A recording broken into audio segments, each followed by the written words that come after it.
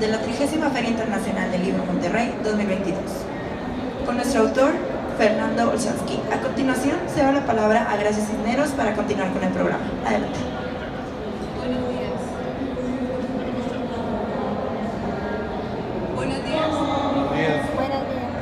Buenos días, les agradezco su participación en este evento y esperamos que resulte tan interesante como nos resultó para mí la lectura del libro de un tal Olshansky y ciertas cosas que le suceden. Lo que va a suceder después del principio es que le voy a hacer unas cuantas preguntas a nuestro personaje y entonces él me va a responder así y así. Ese es el punto. Entonces vamos a comenzar por el comienzo. Pongamos por caso que este hombre, nuestro personaje, nació en un Buenos Aires un tanto movido por la segunda mitad del siglo XX. Y pongamos por caso también que se llama Fernando Olshansky. Y vamos a agregar ahora que ha vivido alguna vez en Escocia, pero también se ha dado el tiempo para hacerse la vida en Ecuador y en Japón. La cosa es que ha ido pasando sus días también en algunas ciudades en los Estados Unidos. Vamos a notar de este lado que él tiene la profesión de educador y que también tiene el oficio de escritor, sin que eso le impida tampoco ser editor y artista visual. Hasta ahí van bien las cosas, según se ve. Tiene muchos oficios y una sola vocación, la vocación por las palabras, que en su caso es casi un vicio. Pero veamos. Este tal Olshansky es autor, por ejemplo, de la novela Rezos de marihuana, el poemario Parte del polvo y de los libros de cuentos El orden natural de las cosas y Rojo sobre el blanco, Punto y aparte y El otro reloj. Como editor ha compilado un par de antologías, América Nuestra, Trasfondos, antología de narradores en español del medio oeste norteamericano, Ni bárbaras ni malinches y Féminas, piezas que fueron galardonadas con el International Latino Book Award y libros de texto ahora mismo en varias universidades norteamericanas. Su historia nos cuenta que fue director editorial de las revistas Contratiempo y Consenso.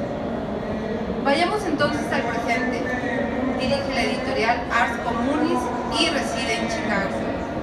Su libro más reciente se titula Grandes Lagos Vacíos. Avancemos. ¿En qué horizonte es que surge este libro? Lo vemos reportado sobre el paisaje de una literatura latinoamericana que se esmera y tal vez se desespera por hacerse ver en el nuevo siglo. O sea, este capítulo en el que el boom ya desapareció, cuando el prestigio de los escritores latinoamericanos es algo difícil de ubicar, algo difuso y muy discutido. Este siglo en el que una nueva generación está tratando de hacerse notar. Su obra surge en un horizonte ciertamente difícil, porque verán, en Estados Unidos el escritor que navega en español está en rotunda desventaja, aunque al mismo tiempo tiene un público cautivo, o sea, potencialmente a los latinos de su lado, o eso se supone. Eso explica, por cierto, que los escritores hispanos de hoy se refugian en las universidades, desde California hasta Nueva York, y ese es precisamente el lugar que ocupa nuestro personaje. Un escritor latinoamericano de una nueva generación que se está esforzando por hacer sonar su nombre. ¿Qué es lo que nos aporta nuestro personaje? ¿Okay? Nos aporta un conjunto de aventuras, así de simple y así de complejo. El hecho de que en cada uno de sus cuentos encontramos lo subjetivo en medio de lo evidente. Fernando Olshansky trata de encontrar lo extraordinario en lo ordinario y para mí representa una buena expectativa dentro del ámbito del contar latinoamericano, una promesa para el público hispano de los Estados Unidos. Es un autor argentino que alimenta una gran tradición narrativa, afincado desde hace años en Chicago y que conoce muy bien su mercado y está escribiendo para ellos, pero también está escribiendo más allá de ese mar. ¿Qué hace nuestro personaje hoy en la Feria del Libro? Su presencia es significativa, porque nosotros, a lo largo de más de 30 años, hemos recibido visitas muy importantes de autores latinoamericanos, españoles, portugueses, etc., que brindan una estatura internacional a la feria, y él forma parte de esta feria. ¿Ok? Es hora de plantearle algunas preguntas a nuestro personaje. Después de leer tu libro, Fernando, veo en estos cuentos que los personajes pasan por situaciones extremas y a partir de esto ellos se plantean muchas cosas. A veces las respuestas a sus problemas son esperanzadoras, pero también de tristeza.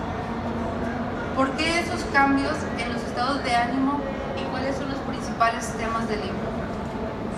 Bueno, ante todo, buenos días. Gracias a todos por acercarse, gracias por la presentación, gracias a la feria por la invitación también. Y bueno, tratando de contestar tu pregunta, desde el título que dice Grandes Lagos Vacíos, yo vivo en Chicago, que está enfrente de uno de los grandes lagos, pero es como una cultura diferente dentro de todo Estados Unidos. El agua trae vida, esto es una zona muy verde, pero ¿qué pasaría si esos lagos estarían vacíos? ¿Qué pasaría si lo emocional está vacío? Ser inmigrante no es fácil. Ser inmigrante uno paga un precio muy caro, sin importar la nacionalidad, sin importar de dónde venga o sin importar hacia dónde vamos. Entonces hay un precio emocional para pagar, y mi literatura, sin querer llamarla literatura de inmigración, porque ya no hablo de inmigración como alguien que extraña el terruño que dejó, sino como que uno vive ahí, está adaptado a la vida en ese país y trata de verla tal cual es. Los latinos que estamos ahí estamos cambiando el paisaje humano de Estados Unidos. Les guste a los americanos o no, estamos ahí y nadie nos va a sacar de ahí. Somos parte de esa cultura nueva y la estamos cambiando, ¿no? Yo siempre cuento la anécdota de que yo soy argentino, ¿verdad? Pero a la mañana puedo desayunar un taco, al mediodía puedo comer una feijoada brasileña, a la noche me puedo tomar un mojito cubano y después para cenar puedo tener un ceviche peruano. O sea, realmente me convierto latinoamericano en un lugar como Estados Unidos porque convivo con todas las culturas. La nacionalidad deja de pasar a otro costado, ¿no? Ya no importa ser, sí, soy argentino, no se me va a ir el acento, voy a seguir queriendo comer asado y quiero que la selección argentina gane el mundial el mes que viene. Pero el tema principal es que estamos todos con la misma idea, vivimos en el mismo contorno. Entonces ya nos convertimos en un ser transnacional. Ya no pensamos tanto en, sí, soy argentino, soy mexicano, soy peruano. Somos latinos y tenemos los mismos problemas y nos une el lenguaje. Y si bien México y Estados Unidos y Argentina están muy lejos, hay demasiadas cosas en común. Entonces, mis personajes se encuentran en este, en inglés se dice melting pot, pero es un lugar donde todos nos combinamos, donde todos nos fundimos y surgimos como un solo ser, que yo lo llamo el ser pan-latino o ser transnacional, ¿no? Entonces los personajes sufren esas situaciones extremas que traen a través del racismo, a través del choque de cultura, a través del frío. Nosotros tenemos días de 30 grados bajo cero en Chicago. ¿Se imaginan un cubano saliendo de su casa y encontrándose 1 metro de nieve? ¿Y qué diría? Oye chico, esto no es La Habana. No, no es La Habana, tampoco es Buenos Aires, ni tampoco va a ser la Ciudad de México. Entonces ese choque cultural, ese choque geográfico, ese choque emocional, bueno, es todo lo que afecta al ser latino que vive en Estados Unidos.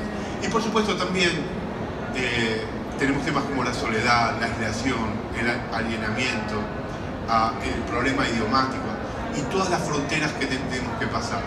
Porque ya no hablamos de fronteras geográficas, de pasar entre Ciudad Juárez y El Paso. Eso es una frontera geográfica, pero ¿qué pasa de todas las demás? La frontera lingüística, la frontera económica, e incluso hasta la frontera de género, ¿no?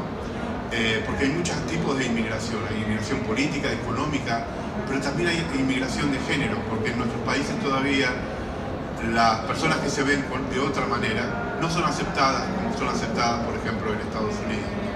Es algo que todavía nuestra cultura tiene que aprender. Entonces, ese traspaso de fronteras que tenemos lo afrontamos todos los días. Y mis personajes están en eso. Están en el día a día, viviendo lo que sucede. Y yo trato de encontrar en lo pequeño, en lo que pasa día a día, una historia que forma y que da forma a ese nuevo ser humano que es el ser latino en Estados Unidos. No sé si eso contesta tu pregunta. El título del libro, Grandes Lagos Vacíos, es muy significativo. ¿De dónde viene el título y qué es lo que significa? Es una buena pregunta también. Bueno, hacía un poquito de referencia sobre Grandes Lagos Vacíos, pero en uno de los cuentos, que es dos amigos que van manejando, el personaje principal tiene como un vacío emocional y él ve los lagos pero los siente vacíos. Entonces ese vacío en realidad no es el del agua, sino el vacío interno. Y creo que hay una suerte de hilo conductivo de que todos los cuentos tienen alguna referencia al agua, a los lagos del Medio Oeste, pero también tal vez el apellido de uno de los personajes es Lagos, o tienen esa forma de conectarse con la geografía del lugar, ¿no? Como decía, los personajes se sienten confrontados a un problema emocional y tienen que tratar de solucionarlo. Algunos lo solucionan, otros no. Ese es un proceso de aprendizaje, ¿no? Pero al menos se dan cuenta de que hay un problema y se lo plantean y tratan de confrontarlo. El título viene más que nada de ahí, de la pérdida emocional, ¿no? Del vacío emocional que se encuentra el ser migrante. No se olviden, todos estamos con un pie acá y un pie allá, ¿no? Porque siempre tenemos el recuerdo, siempre tenemos la cultura que trajimos, ¿no? Que no perdimos nuestra cultura, pero estamos asimilando una nueva. Nos convertimos en seres biculturales y siempre hay un océano en el medio entre ese pie que tenemos allá y ese pie que tenemos en Estados Unidos, ¿no?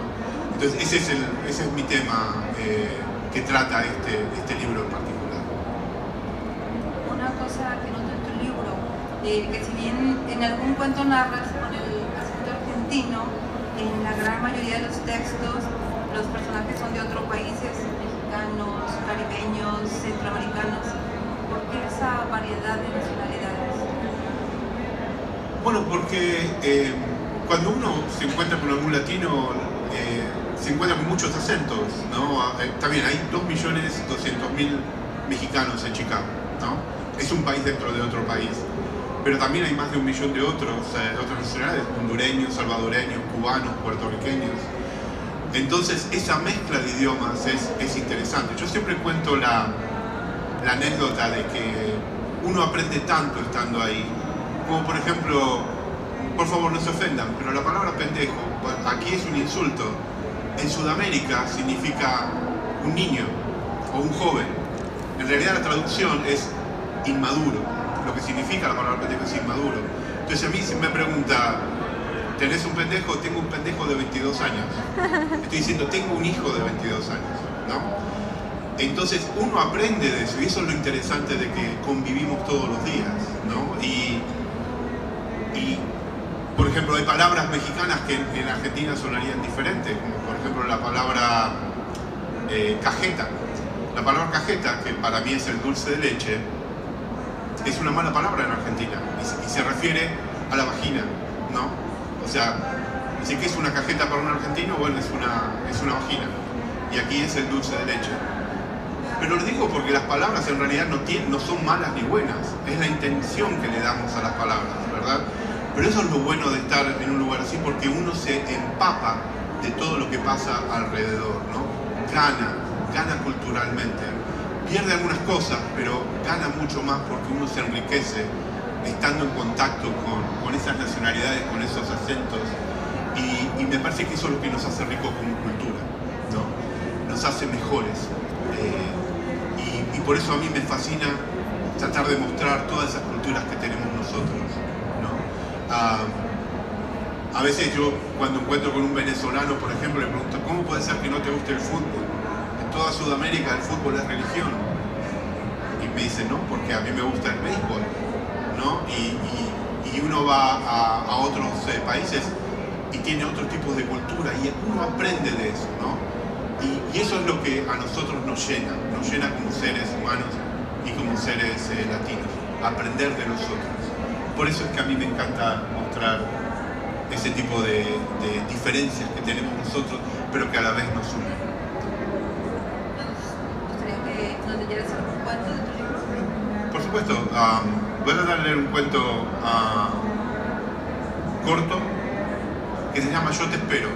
Y este casualmente participa en una antología donde una editorial de Miami contactaba a los escritores hispanos en Estados Unidos para hablar de Cuba, cómo nosotros veíamos a Cuba. Era por los 500 años de La Habana. Entonces, bueno, por eso en este cuento yo uso el acento argentino, porque normalmente no lo hago porque trato de escribir neutro, porque trato de ser escritor para todos y no solamente para los argentinos, ¿no? Entonces, pero en este caso en particular tenía que verlo a La Habana como un argentino. Aparte, ustedes saben que le dicen que a los cubanos son los argentinos del Caribe, que no sé si eso es bueno, pero bueno. Aparte saben, un argentino, el mejor amigo de un argentino es el micrófono, ¿no? Cuando empieza a hablar del mismo. Así que bueno. Bueno, les voy a leer este cuento que se llama Yo te espero, y tiene un epígrafe de un poema de un cubano que se llama Miguel Barnet, y dice: yo te espero, pero no vengas, porque lo que quiero realmente es esperarte. Y este está en segunda persona, ¿no? Habla de tú. Y dice: te viste, Yandelis, te viste despacio como certificando todas tus ropas que están en sintonía con tu cuerpo. Miras tus pantaletas como si se hubiesen manchado, las hueles, te das cuenta que hueles a tu sexo mojado, que tienes un lago entre las piernas, la razón por la cual te la sacaste anoche. Te pones el sostén, te tocas como constatando que aún tus pechos, ya no tan firmes, pero voraces, están ahí, en la posición correcta. Levanta los brazos y dejas entrever una cicatriz debajo de la axila. Te pregunto, ¿qué te sucedió? Toda suelta me dices, te han apuñalado en una pelea en un antro de mala muerte, un lugar para tortilleras y maricones de La Habana. Ya sabía que te gustaban las mujeres. Te había visto besando alguna vez a Marga, también a Liliana, pero también a Olivier y también a Leonel. Veo otra cicatriz en tu cuello, prefiero no preguntar de dónde viene esa. Te pones la blusa y te cobres el torso. Los pantalones entran suaves entre tus piernas. Me das la espalda al vestirte y veo tu delicioso trasero. Firme, generoso, tentador. Eres hermosa, Yandelis, y lo digo sin filtros, sabiendo que no te importará demasiado, que no querrás quedarte un rato más en mi cama. Te miro a los ojos cuando te das vuelta. Te sorprendes. Tu mirada me corresponde. Parece que no escuchas eso muy seguido. Sé que has visto algo en la forma que te observo, algo a lo que no estás habituada, que te gusta, pero que no te animas a probar. Lorenzo, levanto mi mano señalando que no necesitas decir nada. Lo sé, ya me lo has dicho antes. Me lo has repetido varias veces en silencio, en la oscuridad, en bares, donde te veo bailar sola o acompañada por un hombre o una mujer. Lorenzo, ¿conoces a Miguel Barnet, el poeta de mi país? Niego con la cabeza. Conozco varios poetas cubanos, pero no a él. Yo te espero, dices, y te acercas a besarme y te marchas. Yo te espero, repito intrigado. Yo te espero, susurro al vacío de mi habitación. Han pasado un par de meses desde la última vez que te vi, Yandelis. Pregunto al azar, de manera distraída, a aquellos que te conocen, que nos conocen, si han sabido algo de ti. Alguien me ha dicho que hiciste pareja con Miriam, que es también de La Habana, una fulana que frecuenta los bares punk y antros de izquierda del sur de Chicago. Vaya combo, me digo. La espera se hace larga, Yandelis. Bebo mi último trago, un mojito, me ayuda a adormecer la espera. Tú, Yandelis, me enseñaste a preparar los mejores mojitos de todo el medio oeste norteamericano. Camino hasta mi casa, ubicada a pocas cuadras del lago. Veo a alguien esperando junto a la entrada. Ese alguien tiene una valija grande consigo. Ese alguien eres tú. Yandelis, tu rostro me dice que has llorado, que la desolación te ha visitado a altas horas de la noche y que te ha dejado huérfana, vulnerable, indefensa. Me acerco a ti, tratas de sonreír. No hace falta que finjas, Yandelis. Te he estado esperando. Estás aquí, no necesito que me digas nada. Miriam te ha votado, pero no quiero que me cuentes de tu vida cuasi conyugal. Te preparo comida, risotto de champiñones, sé que te gustan, te sirvo un vaso de vino blanco. Hablamos de cosas sin sentido, te abrazo. No me animo a besarte, aunque muero por hacerlo. Comes con ganas, bebes con más ganas todavía. Te acuestas como que quieres hacer el amor, pero estás un poco ebria. Te pido que me hables de La Habana, balbuceas. Te quedas dormida enseguida. Me quedo mirándote, me quedo tocando tu cabello, me quedo dormido a tu lado. La Habana y Buenos Aires son ciudades míticas, me dices. No hay muchas ciudades así. Me has pedido que te lleve a Buenos Aires, quieres encontrar el Aleph. Pregonas convencida. Te he invitado 2 veces, Yandelis. Las 2 veces me has dicho que no tienes dinero. Son 2 ciudades que se parecen, suele decir. Son ciudades con las que siempre he soñado. Son ciudades de gente que resiste, que batalla, que sufre. Te interrumpo y te quedas en silencio. Cuéntame de la magia de La Habana, te digo, para rescatarte del mutismo. Y tu rostro se ilumina. Hablar de tu ciudad te devuelve años. El brillo de la piel se te multiplica. Tu voz se aviva. Tus manos se vuelven pájaros. Tus ojos desparraman chispas y bailas. Bailas al compás de unos tambores que renacen a lo lejos, que te llegan aletargados pero concisos y te envuelven. Te mueves con las notas de las guitarras que acompañan los ritmos del malecón. Tu cuerpo es miel, tus caderas se bambolean entre el yin y el yang. Te transformas ante mí como nunca lo has hecho. Y por primera vez te entiendo. Ahora eres tan nítida, tan diáfana. En un efecto intestino me doy cuenta de todo. Una profunda ignorancia se apiada de mí y te muestra arropada en un sudor dulce, sabor a ron y melaza. Te vas desnudando a medida que bailas y me desnudas también. Me haces bailar aunque yo no baile. Ahora cae esa moneda que hace funcionar todo y por fin encuentro armonía. Siempre estuviste frente a mí y no lo podía ver. Tú eres La Habana, tú eres el mito, la rebeldía, el jazz que suena en una terraza cualquiera. Y yo, un melancólico taciturno, hoy, en una mañana cualquiera, te envuelvo entre mis brazos y te alzo como si fueras una estatua griega, expuesta en un parque.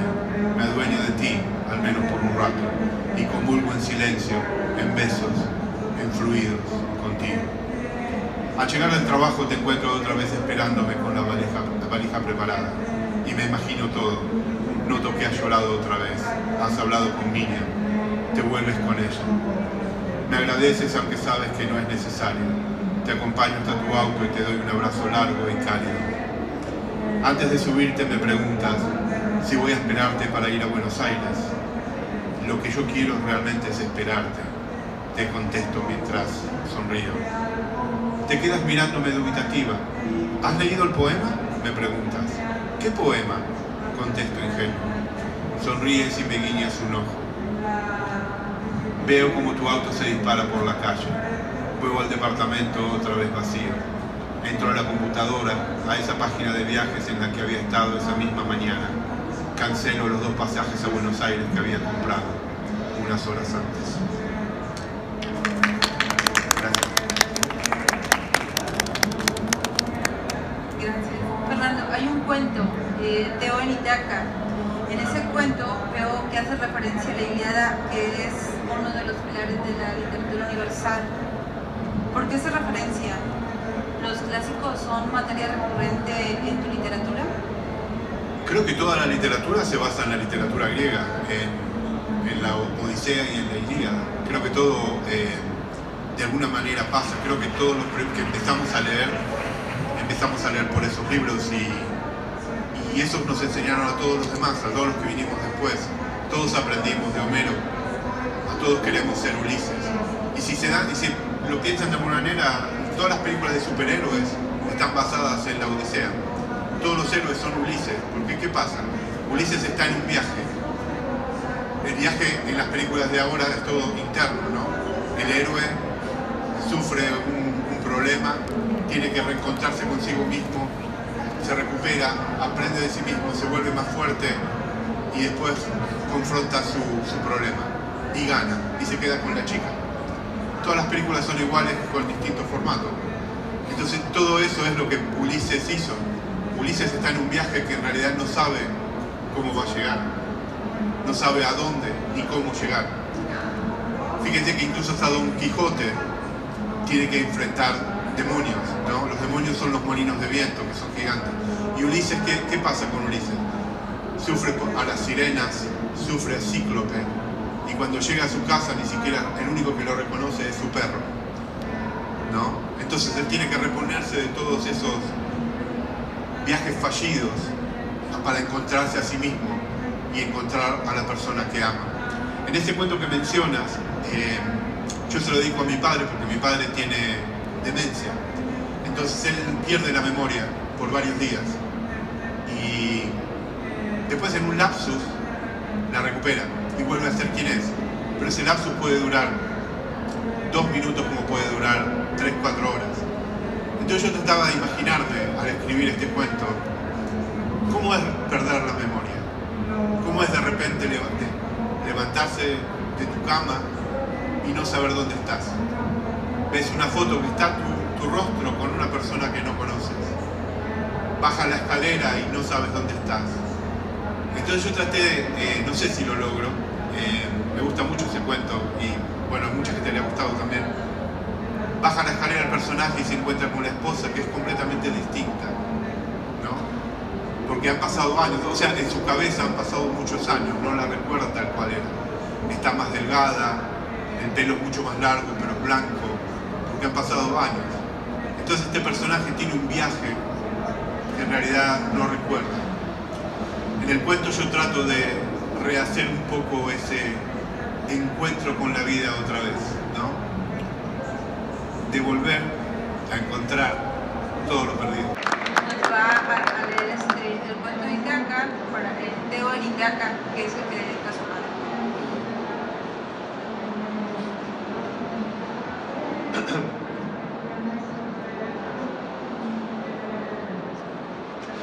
Lo primero que Teo descubrió esa mañana fue que el miedo llega de manera inesperada y cruel.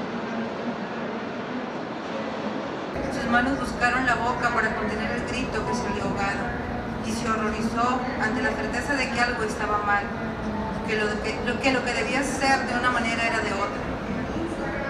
Algo que ha cambiado sin nuestro permiso, sin nuestro conocimiento y que ha modificado el futuro para siempre. Su voz quedó trunca entre los dedos. Abrió la ventana para ver con más claridad, para notar qué sucedía en su jardín, en el frente de su propia casa. Observó de nuevo la habitación para certificar que se encontraba en el lugar en el que había dormido, su casa, su propiedad. Vio la habitación igual que tantas veces en el sitio de siempre, con las brochas viejas, pero con los colores firmes, que él mismo había comprado. Esa colcha, porque le recordaba vagamente a una pintura de León. Los muebles eran los de siempre, las paredes tenían el mismo brillo.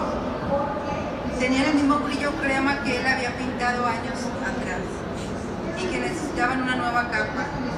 La foto de Odila, su esposa, con él, en aquellas vacaciones memorables que habían disfrutado en Colorado. Se detuvo un momento a ver los rostros jóvenes y alertas sonrientes. ¿Cuántos años habían pasado desde aquella foto? No lo recordaba. Por un momento pensó que debería regalarse otras vacaciones juntos, volver a Colorado, recorrer los mismos lugares otra vez, o quisiera a California, a ver a las secuoyas o algo que ella siempre había soñado hacer. Si bien disfrutaban mucho de las caminatas por la orilla del lago Michigan, estaba bien cambiar de paisaje de vez en cuando. No había dudas de que esa era su habitación, pero lo de afuera no era su jardín. ¿Dónde estaban sus tulipanes, sus hortensias, sus simias, sus dalias? Las llamaba suyas porque eran suyas, las había plantado al mismo. Las había cuidado con esmero, con una delicadeza especial. Eran las flores predilectas de Odila. Ambos provenían de una zona tórrida de Centroamérica y detestaban el calor y los mosquitos. Habían aprendido a apreciar los matices de las estaciones del pero querían alegrar el ambiente en algunos colores de otoño. No solo notó que todo su jardín se había degradado a una desolación de arena, materiales de construcción y tierra, hasta el cerezo que él había plantado y que le avisaba de la llegada de la primavera con sus flores blancas, había sido erradicado de su jardín. No era la temperatura del otoño, se percibió incluso mal vestido, como si se hubiese descubierto en otra estación, en otra dimensión, en su habitación, pero en una región atemporal. Vio a un hombre joven, con un casco anaranjado y un chaleco verde fosforescente, de esos que usan los trabajadores de la construcción. El joven se paseaba cerca de los materiales como buscando algo en especial. Theo salió al balcón y desde ahí y ahora, sintiendo la bocanada de calor propia del verano, le gritó al hombre que merodeaba, por lo que se hizo un jardín. "Hey, you! Where you going in here? Were you here?" El joven, entre desconcertado y curioso, giró el cuello en dirección al hombre del balcón y después buscó a su supervisor para que se hiciera cargo de hablar con él en caso de que quisiera preguntarle algo. Theo se sacó el suéter que un rato antes se había puesto y bajó las escaleras rápido, casi sin aire. Trató de llamar a Odila, pero su voz se perdió entre las cuerdas vocales por la mezcla de confusión y amor. Al llegar al final de la escalera, encontró a Odila esperándolo tranquila, como acostumbrado a verlo bajar las escaleras de esa manera, aunque en su rostro había algo de sorpresa. Theo se quedó parado unos segundos y estudió a Odila como si fuera la primera vez que la veía, como un recuerdo distante. Lucía tan diferente, era Odila, pero había perdido peso. Su cabello era más largo que de costumbre, más blanco, como si hubieran pasado años desde la última vez que la tuvo delante de sus ojos. Odila, titubeó Theo. Odila se llevó las manos al rostro y lloró suavemente, lloró con un dejo de felicidad. "Theo", dijo Odila extendiendo los brazos, "has vuelto a mí". Theo bajó los pocos escalones que le quedaban. Lo envolvió un halo de confusión, de incertidumbre. El abrazo cálido de Odila no era común, sí era único, dulce, lleno de compasión, pero no era común. Era el abrazo con el que se le recibe a un hijo o a un viajero que no se ha visto en mucho tiempo. A un soldado que ha vuelto de una tierra distante y peligrosa. De a poco, Theo empezó a abrazar a Odila y sintió su llanto suave. Una lágrima cayó también de sus ojos. Al abrazar a Odila, percibió sus huesos, su fragilidad. Lentamente se dio cuenta de ese hueco en su color, de ese espacio perdido en los tiempos de sus desapariciones. Se dio cuenta de que no era la primera vez. Se dio cuenta también de que no sentía, de que no sería la última. Un abrazo. No quería dejarla ir. Quería aprovechar ese día, esa hora, ese momento, ese instante.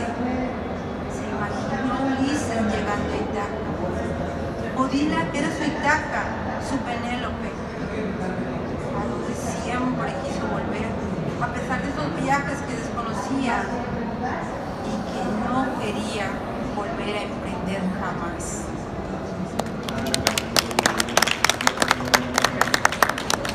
Muchas gracias y pido otra vez disculpas. No sé, ¿alguno quiere hacer una pregunta? Pues lleva el micrófono. Sí.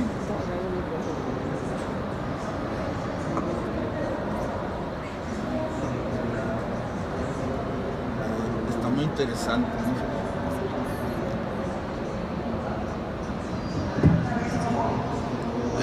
basta escuchar las dos cuentos que nos acaban de decir para darnos cuenta que hay mucha inspiración en lo que se está mostrando en el libro. Si yo tuviera ese libro en mis manos y quisiera, ¿con qué actitud yo tendría que empezar a leerlo? ¿Y cuál podría ser termino de leer el libro, cuál sería lo que yo estuviera recibiendo ahí de cuando empecé a cuando terminé el libro? No sé si me pueda comentar algo. Buena pregunta, porque es un libro emocional y yo te recomendaría que, o mejor dicho, tendrías que saber que la vida no es fácil y que no estás solo viviendo la vida, que hay mucha gente que sufre, que hay mucha gente que tiene problemas y que siempre hay alguien que tiene más problemas que tú. Y que al terminar vas a decir, si estos personajes pasaron todas estas miserias, yo soy más fuerte. Hoy estoy más fuerte. Hoy voy a pasar adelante. Yo creo que esa sería la sensación que te daría este libro. Algunas historias no son finales felices, pero te dan esperanza de que la vida continúa y que la vida puede ser también feliz. Hay un cuento que es un poco gracioso, que son 3 generaciones de hombres, un hijo, el padre y el abuelo, que están en pandemia, pero los 3 son inmigrantes. El hijo nació en Estados Unidos, no quiere hablar español, el abuelo solamente habla español, el hijo fuma marihuana y el abuelo le gusta tomar vino, y el que está en el medio no hace nada de todas esas cosas. Entonces es una familia disfuncional y tratan de conectarse. Y al final se conectan de la manera más rara. Y van a ver que el hijo comparte la marihuana con el abuelo le comparte el vino al hijo. Y el que está en el medio comparte con los dos. Porque a veces para entender a los demás, uno tiene que dejar algo para poder aceptar a los demás, ¿no? Entonces eso creo que enseña al ser humano a entender que el mundo no pasa por nuestro centro, que son muchos centros y esos centros tienen que estar juntos para poder entenderlos. Es buena pregunta, ¿eh? Gracias. Buena pregunta, gracias.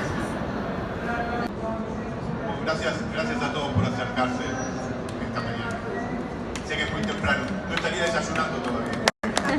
Agradecemos a nuestro invitado a nombre del Tecnológico Monterrey, gracias por su valiosa participación y gracias a los participantes por estar aquí con nosotros. Los invitamos a seguir disfrutando los eventos del programa cultural de la 30ª Feria Internacional del Libro Monterrey 2022. Que tengan buen día. Gracias.